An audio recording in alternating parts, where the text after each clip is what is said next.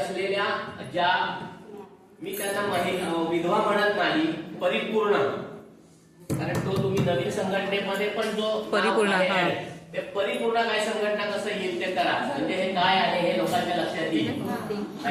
थोडासा तो विधवा शब्द फटकतो आणि तुम्ही तुमच्या सहकारी चिन्मयी सुमित मॅडम म्हणता, त्यांनी तो महाराष्ट्राला दिलेला शब्द आहे तो आपल्या संघटनेमध्ये कसा येईल त्याचा आपण प्रयत्न करूया की जेणेकरून सगळ्यांना त्या शब्दाची जाणीव होईल.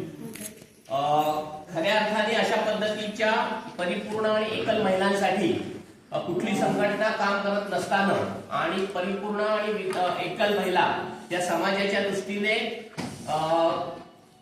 एक टीकेचं किंवा हेटाळवाणी असं जे व्यक्तिमत्व होतं त्याला समाजाच्या बरोबर आणण्याचं, आर्थिक पाय उभं करण्याचं काम वैदेही मॅडम चक्रवर्ती सोशल फाउंडेशनच्या माध्यमातून करतायत हे फार महत्वाचं आहे. आणि मला वाटतं गेल्याच वर्षी त्यांना निवारा देण्याचंही काम देऊळ सारख्या ठिकाणी केलेलं आहे. कारण त्यांना असं वाटत असतं एकट्या राहून की आता आपलं कसं तरी आयुष्य ढकलायचंय आणि मृत्यू आला तरी चालेल, आणि त्या नाराज असतात. अशा महिलांना डोक्यावर मायेचं छप्पर, हक्काचं घर असं काहीतरी त्यांची संकल्पना आहे, ते देण्याचं काम केलं. की म्हटलं ठीक आहे, महिलांसाठी काही काम करताय, त्यांना काही सरकारी योजना मिळवून द्यायच्या, त्यांना आर्थिक पायावर उभं करायचं. आणि आर्थिक पायावर उभं करताना अचानक त्यांनी एक संकल्पना काढली की जी महिला आर्थिक पायावर उभं राहू इच्छिते त्यांना टी स्टॉल देण्याचं काम त्यांनी सुरू केलं. आणि जवळजवळ 9 टी स्टॉल फार महत्वाच्या ठिकाणी सरकारी मान्यता घेऊन त्या जागेची, म्हणजे कोणीतरी अतिक्रमण आहे म्हणून काढून टाकलं असं नव्हे, डेवण सारख्या ठिकाणी, रत्नागिरी सारख्या ठिकाणी, देवरूख पंचायत समितीच्या समोर अशा 9 जिल्ह्यांमध्ये त्यांनी महिलांना आर्थिक पायावर उभं केलं. आणि आता कोणतरी म्हणलं की त्यांना वेळ नसतो, एवढा जर त्यांचा व्यवसाय होतो तर खऱ्या अर्थाने नवऱ्याच्या नंतर, कारण नवरा जाणं हे काय त्या महिलेच्या हातात नसतं किंवा तिची चूक असते अशाचा भाग नव्हे. काही वेळा तो त्याच्या कर्माने गेलेला असतो, व्यसनाने गेलेला असतो, कधी कधी युद्ध सैनिक म्हणून गेलेला असतो, कधी आजारपणामुळे गेलेला असतो.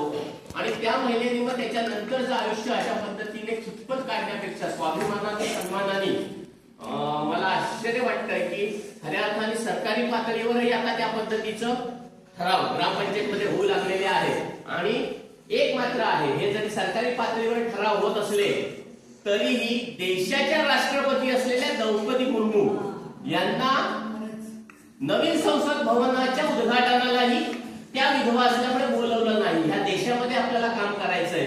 आणि मला वाटतं राम मंदिराच्या उद्घाटनाच्या वेळीही त्यांना बोलवलं नाही. एका बाजूला सरकारी ग्रामपंचायतमध्ये ठराव होत आहेत, आपण गावामध्ये काही मान सन्मान देण्याचा प्रयत्न सुरू केलेला आहे, पण देशाच्या पातळीवर एक महिला अशा पद्धतीने आहे म्हणून तिला त्या पद्धतीचा मान सन्मान मिळत नाही. मग अशा वेळी चक्रवर्ती सोशल फाउंडेशनच्या माध्यमातून डायरेक्ट पीएम ऑफिस किंवा राष्ट्रपती भवनला एक खबरीत पत्र गेलं पाहिजे. आणि मग त्यांच्या लक्षात आलं पाहिजे की ह्या वैदेही सावंत मॅडम इथं काय काम करतायत, तांदे मॅडम त्यांना कसं सहकार्य करतायत. तरच याचं कारण मग तुम्ही का बोलवलं नाही. नवीन संसद भवन ज्यांच्या अधिकाराखाली किंवा ज्या पदाखाली काम करणार आहे त्या पदालाच तुम्ही बोलवलेलं नाही, तर अशा पद्धतीने एक निषेधाचं पत्र वेळ झाला असला तरीही आता आपण इंग्रजीमध्ये वेळ नसेल की मराठीमध्ये पाठवूया.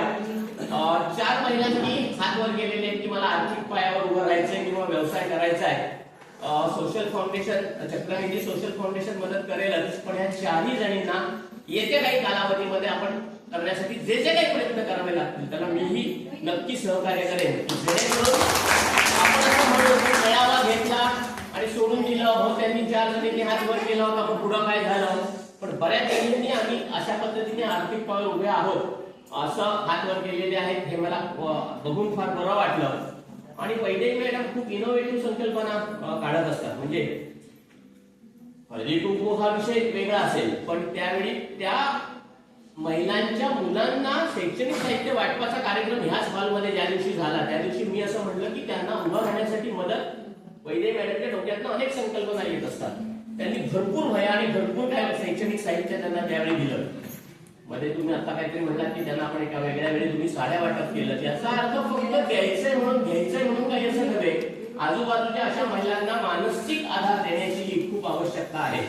कारण समाजामध्ये किंवा आता असलेल्या लोकसंख्येमध्ये 3पैकी 2 जण मानसिक आजारी असल्याने, मग ती मुलगी महिला असू दे किंवा पुरुष असू दे, ह्या दोन मानसिक आजारी असलेल्या व्यक्तींना आधार देण्याचं कामही सोशल फाउंडेशनच्या माध्यमातून, चक्रवेधी सोशल फाउंडेशनच्या माध्यमातून नक्की केलं जात आहे असं म्हणलं तर वावगं ठरणार नाही. याचं कारण त्यांनी ज्या पद्धतीने यशदाच्या मास्टर म्हणून जिल्ह्यात काम केलेलं आहे, त्यामुळे जिल्ह्याचे कलेक्टर असतील, जिल्ह्याचे एसपी असतील, जिल्ह्याच्या सीओ मॅडम असतील, त्याहीपेक्षा वरचेही अधिकारी असतील किंवा आणखी राजकीय काय म्हणतात ना लोकप्रतिनिधी असतील, यांच्यापर्यंत पोहोचून, आणि मग मी कधीतरी म्हणेन माझ्याला सामाजिक कार्यकर्ता अचानक जागा होतो की 4 वेळा सांगून जर ऐकल्या नाही तर कधीतरी जाऊन तिथं बसूया, कलेक्टर ऑफिसला बसूया, जिल्हा परिषदला बसूया. याचं कारण आपण प्रेमाने त्यांना सांगितलेलं आहे की अशा अशा पद्धतीचा निधी आहे, तो या महिलांपर्यंत पोहोचणं फार आवश्यक आहे. जर ऐकल्या नाही तर आंदोलन नव्हे करायचं आहे, बसायचं तिथं जाऊन, तेच सगळे इन्फ्रास्ट्रक्चर वापरायचं, तिथंच कॅन्टीन आहे वापरायचं, तिथंच टॉयलेट आहे वापरायचं, बसून जायचं पंख्याखाली, तेव्हा त्यांना जाग येईल. म्हणजे आंदोलन अशा पद्धतीचं वेगळ्या इनोव्हेटिव्ह पद्धतीने, आक्रमक पद्धतीने नव्हे, आम्ही आंदोलनाला आलोय असं नव्हे, आम्ही आलोय तुम्हाला भेटायला, तोपर्यंत आम्ही घरी जाऊन तरी काय करणार आहे, आमच्या हाताला काम नाहीये, आम्हाला ग्रामपंचायत मध्ये निधी उपलब्ध होत नाहीये, तर तुम्ही आपलं आत काम चालू दे तुमचं, आम्ही तुमच्या केबिनच्या बाहेर आहोत बसून, बसून आहोत, आम्हाला पत्र द्याल आणि आम्ही जाऊ. काय आमची घोषणा नाही, काही नाही. मी दीक्षा मॅडमचं मनापासून स्वागत करतो की खेड सारख्या ठिकाणाहून इथं आल्या आणि 500 बचत गट त्या चालवत आहेत असं समजलं, मला जरा बरं वाटलं. पण त्या 500 बचत गटांपैकी फक्त 10-20 रुपये 50 रुपये गोळा करून व्याजाने पैसे देणं आणि एकमेकींचा वाढदिवस साजरा करणं एवढंच काम आहे की त्याही पेक्षा महिला आर्थिक पाय उभ्या राहाव्या म्हणून बचत गटाच्या माध्यमातून काही काम होतंय हेही बघणं फार महत्वाचं आहे. मायक्रो फायनान्सच्या अखत्यारीत येऊ नका, वाटोळं लावतील तुमचं. त्यांच्या विरोधात असलेला माणूस मी आहे, याचं कारण त्यांनी काही पैसे दिलेले आहेत, ते एकमेकींना जागे घेऊन दिलेले आहेत आणि मग 5 जणांचा गट अडचणीत येत आहेत. वसुलीची पद्धत त्यांची तुम्हाला माहिती आहे, रात्रभर घरात येऊन बसतात, 11 वाजले तरी, आणि मग हप्ता घेतल्याशिवाय जात नाही. आणि मग काय म्हणतात ना, लाज लज्जे खातर आपण त्यांना एकतर पैसे तरी देतो, अन्यथा वेगळ्या मार्गाने पैसे वसूल करही जाऊ शकतात. तर त्यामुळे 500 गट चालवताना त्या मायक्रो फायनान्सच्या विळख्यात तुम्ही येणार नाही, ह्याची काळजी तुम्ही घेणं फार आवश्यक आहे. सरकारी अनेक योजना सगळ्यांसाठी आहेत, महिलांसाठीच आहेत असं नव्हे, अनेक समाजातल्या प्रत्येक घटकासाठी योजना आहेत. पंचायत समितीच्या मार्फत राबवल्या गेलेल्या अनेक योजना, राबवल्या जाणाऱ्या प्रत्येक काय म्हणतात ना व्यक्तीसाठी योजना आहे असं म्हणलं तर वावगं ठरणार नाही. म्हणजे बाळ पोटात आहे म्हणून आईला खुराक मिळतो, इथपासून योजना सुरू होते. मग त्याचं म्हणजे ते बाळ पोसलं जावं म्हणून, मग त्याचं बाळणपण, आणि मग आईची आणि बाळाची तब्येत व्यवस्थित असावी म्हणून 5000 रुपये दिले जातात. इथपासून ज्या योजना सुरू होतात त्या तुम्ही आर्थिक पायावर उभं राहावं अशा पद्धतीच्या योजना आहेत. मी योजनांची माहिती तुम्हाला सांगणार नाही आता सगळ्या, कधीतरी आपण जेव्हा जे काही व्यावसायिक प्रशिक्षण द्यायचं आहे त्याच्यामध्ये मी नक्की योजना सांगेन. पण जाता जाता 1-2 योजना मी एवढ्यासाठी तुम्हाला सांगेन. रत्नागिरी जिल्ह्याला खूप चांगला समुद्र किनारा लाभलेला आहे, त्याच्यामध्ये आपोआप मासे तयार होतात. ते मासे पकडून मी विकीन आणि माझा चरितार्थ चालवीन. त्याच्यासाठी पुरुष असेल स्त्री असेल, कसे पकडणार माझे मॅडम, तर मला एक बोट द्या. केंद्र सरकारची सागरमाला म्हणून योजना आहे, या योजनेमध्ये ती बोट मिळते. मग देताना साधी सुधी देऊ नका, चांगली यांत्रिक बोट द्या. म्हणून केंद्र सरकार 1,20,00,000ची बोट देतं मासे पकडायला कुठल्याही समाजातल्या स्त्री पुरुषाला. उत्पन्नाची अट नाही, महिला असण्याची अट नाही, पुरुष असण्याची अट नाही, कोळी असण्याची अट नाही, हिंदू असण्याची अट नाही, मुसलमान असण्याची अट नाही. 1,20,00,000 तांडेल मॅडम तुमच्याशी संबंधित आहे, तांडेल अण्णा असल्यामुळे, बरोबर ना. आश्चर्याची गोष्ट, 1,20,00,000ची तुम्हाला बोट दिल्यानंतर किती पैसे परत द्यायचे असतील? एकही पैसा परत द्यायचा नाही. 100% अनुदानाची केंद्र शासनाची सागरमाला ही योजना, एकही महिलेचा रत्नागिरी जिल्ह्यामध्ये अर्ज नाही. लक्षात आलं तुमच्या? कारण ती योजना आपल्यापर्यंत किती अनुदान आहे? 1,20,00,000. मला आता लिहायला सांगितलं तर लिहिता येणार नाही, पैसा 1 रुपया परत द्यायचा नाहीये.